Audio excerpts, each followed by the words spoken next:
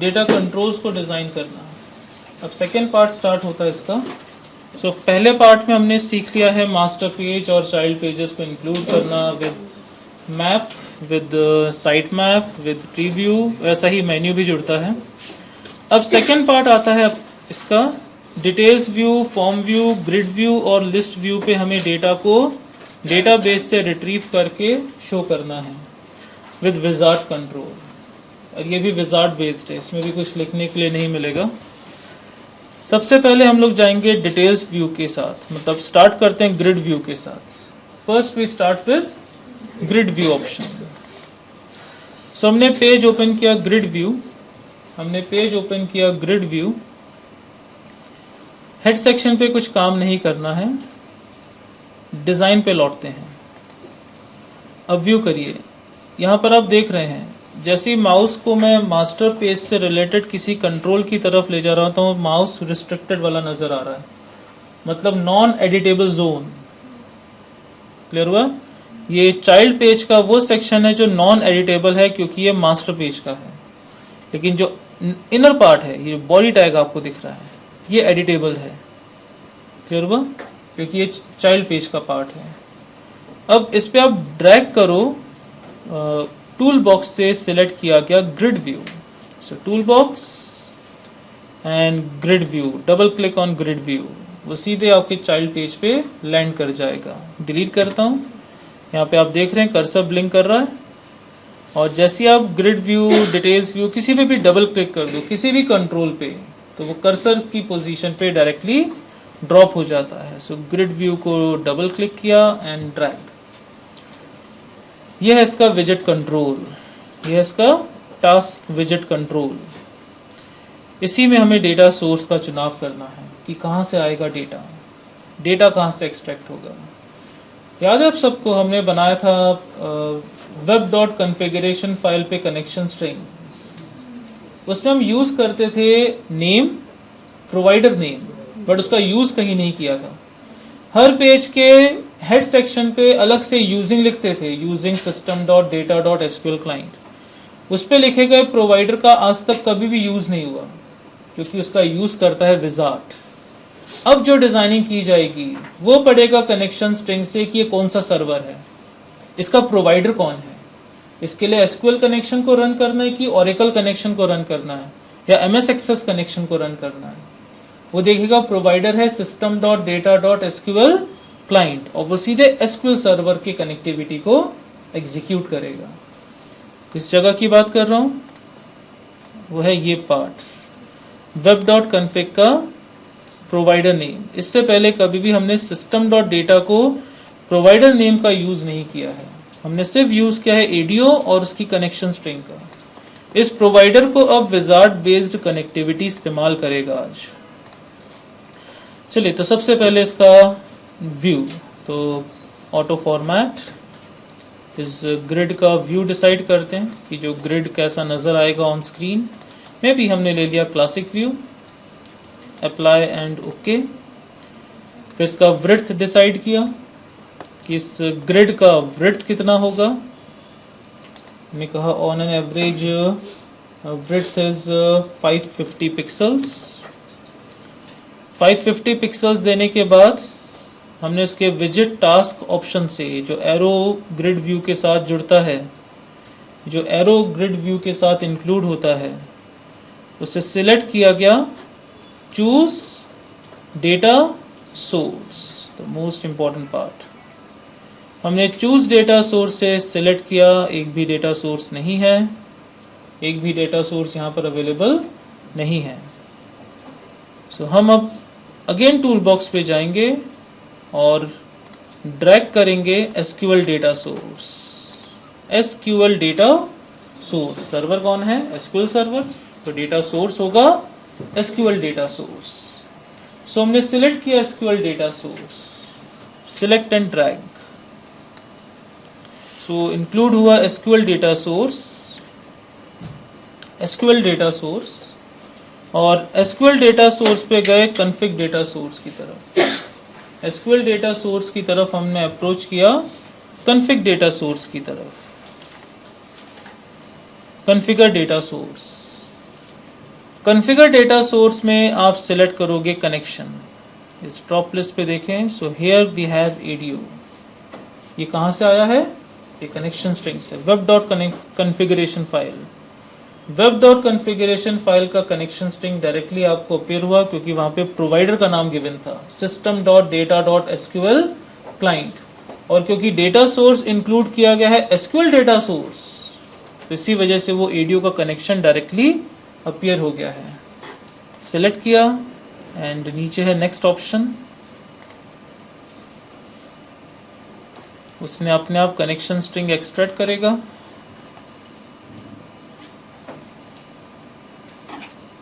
क्योंकि डेटाबेस से इसलिए थोड़ा स्लो चलेगा ये पैटर्न, अभी ऊपर नॉट रिस्पॉन्डिंग आ रहा है, सो वेट करते हैं, वो रिस्पॉन्ड करेगा और नेक्स्ट पैटर्न की तरफ आगे बढ़ जाएगा। सो कनेक्शन अटेम्प्ट फेल हुआ है, सो अगेन कनेक्शन मिल गया है। नेक्स्ट,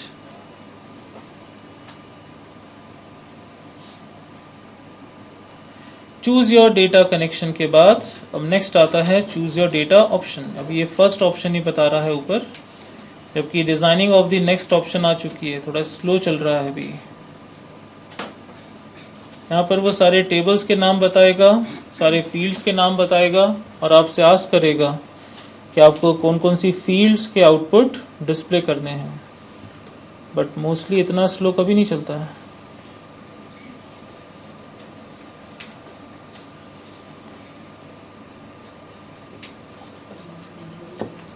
चलिए, तो सेकंड है कॉन्फ़िगर द सिलेक्ट स्टेटमेंट। अब आप अपनी सिलेक्ट स्टेटमेंट को कॉन्फ़िगर करें। सभी स्क्रीन पर देखें। सो स्पेसिफाई द कॉलम, आपको कौन से कॉलम की ज़रूरत है। तो हमने डेटा लिया पर्सन मास्टर से, हमने डेटा कहाँ से लिया? पर्सन मास्टर से। पर्सन मास्टर को सिलेक्ट करेंगे तो पर्सन मास्टर के कॉलम्स स्क्रीन पर अपीयर हो जाएंगे। हमने सिलेक्ट किया we want to display name, पहले नेम, फिर एड्रेस, फिर ईमेल और फिर मोबाइल। हम अपनी चॉइस के अकॉर्डिंग क्लिक करते रहे, उसने उन्हीं ऑप्शंस को सिलेक्ट कर दिया। क्लियर हुआ सबको? ऑर्डरिंग, आपको कोई लिमिटेड रो चाहिए सो गो फॉर वेयर, और वेयर पे बताइए आपको कौन सा डेटा सिलेक्ट करना है। Where column email, email like, like your expression, data कहाँ से आना है? नो सोर्सेस, डायरेक्ट लिखा जाएगा। सी दिस वन, याद है सबको? हमने ऐसा डिस्कस किया था। वेयर एड्रेस लाइक भोपाल, तो परसेंटेज एंड परसेंटेज, या आप ऑप्शन बताकर ऐड कर दोगे। लाइक हमने लिख दिया परसेंटेज gmail.com परसेंटेज, मतलब जो भी डेटा आएगा उसमें ईमेल किसका होना चाहिए? जीमेल का होना चाहिए। तो अगर जीमेल का अकाउंट होगा तो ही एक्सट्रैक्ट होगा। So @gmail.com ends with @gmail.com, where the email ID ends with gmail.com। Why ends with? क्योंकि परसेंटेज पहले लगा हुआ है, मतलब खत्म किससे होगा मेल आईडी? gmail.com से। आप ऐड कर दोगे, ये वेयर कंडीशन ऐड हो गई। Okay, see this one. So select name, address, email, mobile from person master where email like @% gmail so and so। But मुझे नहीं चाहिए, सो वेयर पे जाके मैंने इसको कर दिया रिमूव। बट आपने देख लिया है वेयर कंडीशन कैसे जोड़ना था। सो अभी फिलहाल इतना ही लिया गया है। Next option, next. अब ये कह रहा है कि टेस्ट क्वेरी, ये आपको प्रीव्यू शो करेगा कि क्या डेटा आने वाला है। Here it is. मैं वो कंडीशन लगा भी देता तो भी फुलफिल होता, क्योंकि सारे जीमेल के अकाउंट्स थे। अगर वो इफ वेयर कंडीशन नहीं भी हटाते तो भी काम सक्सेसफुली होता, क्योंकि सारे अकाउंट्स जीमेल के ही हैं। फिलहाल ये टेस्ट क्वेरी हो चुका है। Finish your configuration section. ये क्वेरी को टेस्ट करके देख लिया गया है। अब ये पूरा डेटा एसक्यूएल डेटा सोर्स के पास है। वो डेटा कहाँ पे फिल करवाना है? ग्रिड पे। हमें ये डेटा एज इट इज कहाँ पे फिल करवाना है? ग्रिड कंट्रोल पे। So we have to switch to the grid control. Select your visit task, visit task को सिलेक्ट करो और एसक्यूएल डेटा सोर्स ऑप्शन को सिलेक्ट करो। क्लियर? आप इसके टास्क ऑप्शन पे जाएंगे, task option, choose data source and SQL data source 1, name, address, सारे कॉलम्स आ चुके हैं, name, address, everything available, name, address, email and mobile. Solution Explorer, default page, view in browser.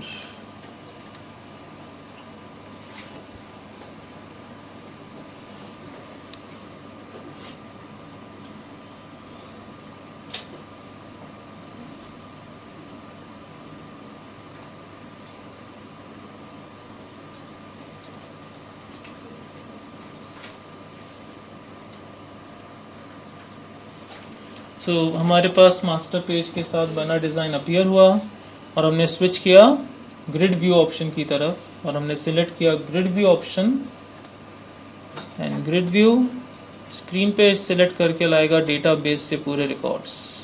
Clear हो गया आप सबको?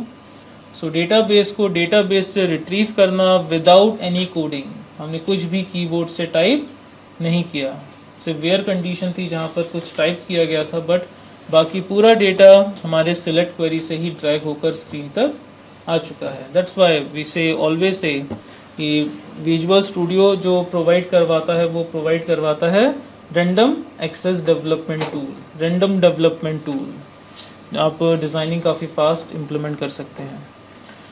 इसी तरह से चलता है डिटेल्स व्यू, इसी तरह से ऑप्शन मिलता है आपको डिटेल्स व्यू ऑप्शन। सेकेंड हम अब ऑप्शन पे जाते हैं डिटेल्स व्यू ऑप्शन की तरफ, और डिटेल्स व्यू पे भी सेम वर्क। इवन हमें पता है कि ऑब्जेक्ट डेटा सोर्स की ज़रूरत है, तो आप टूल बॉक्स से सबसे पहले ड्रैग करो एसक्यूएल डेटा सोर्स, आप ड्रैग करो SQL data source. SQL data source drag करने के बाद आप जाएंगे इसके कॉन्फ़िगरेशन विजार्ड की तरफ। कॉन्फ़िगरेशन विजार्ड पे again same AD option and next same pattern. यहाँ पे अभी आप रिट्रीव करवाओगे फील्ड नेम पॉलिसीज़ को, सिलेक्ट किया person master, name, address, email and mobile with next. Test query कर सकते हैं, ज़रूरत कुछ खास नहीं है क्योंकि हम पहले भी टेस्ट करके देख चुके हैं पूरा क्वेरी। हमने फिनिश किया और सेकेंड ऑप्शन ड्रैग किया डिटेल्स व्यू पूरा। हमने सेकेंड ऑप्शन ड्रैग किया details view. Details view data को वर्टिकली दिखाता है, जब ग्रिड व्यू दिखा रहा था हॉरिजॉन्टली, डिटेल्स व्यू दिखाता है वर्टिकली। लेकिन फिर भी आप इसकी प्रॉपर्टीज़ पे जाकर विड्थ को ज़रूर बदलें। विड्थ दिया गया 300 पिक्सल्स। ऑटो फॉर्मेट से ऑप्शन सिलेक्ट किया गया क्लासिक फॉर्मेट, जो हमने पिछले वाले का भी सिलेक्ट किया था। फील्ड हेडर का साइज 300 में से कर दें 120। फील्ड हेडर का स्टाइल, विड्थ जो करेंगे वो होगा 120 पिक्सल्स, और इसे भी प्रोवाइड करवा दें चूज डेटा सोर्स ऑप्शन से SQL data source. See this one. Then there is one very interesting part. Here they have given option called enable paging. Enable paging. Select कर लिया paging. But name, address, email और mobile की heading कुछ खास पसंद नहीं आई. Small alphabets में है. We want to change it. So go and select edit field option. You can change the heading and the description of the field. Option कौन सा है? Edit field option. Name, header text, person name, हमने उसको person name दे दिया and okay. So heading called person name. आप अब हर सारी headings को बदल सकते हैं जैसी हेडिंग आपकी ऑर्गेनाइजेशन की रिक्वायरमेंट के पर्पस पे है। Address called location and email, that was mail ID, and mobile, that was a number, maybe call, तो हमने ये मेंशन कर दिया है। और again default page and view in browser, default page and view in browser.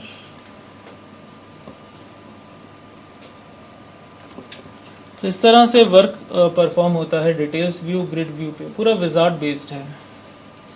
Grid view appear हुआ, details view appear हुआ। Total 3 records हैं, सेकंड रिकॉर्ड, थर्ड रिकॉर्ड, क्योंकि पेजिंग दी थी ना। पेजिंग मीन्स जितने रिकॉर्ड्स होंगे वो सब एज अ पेज नंबर 1 2 3 4 पे अपीयर हो जाएंगे। आप जिस रिकॉर्ड को सिलेक्ट करोगे वो रिकॉर्ड स्क्रीन पर अपीयर हो जाएगा। क्लियर हो गया? तो इसी तरह से बनाएंगे form view and list view. इसी तरह से रहेगा form view and list view का ऑप्शन।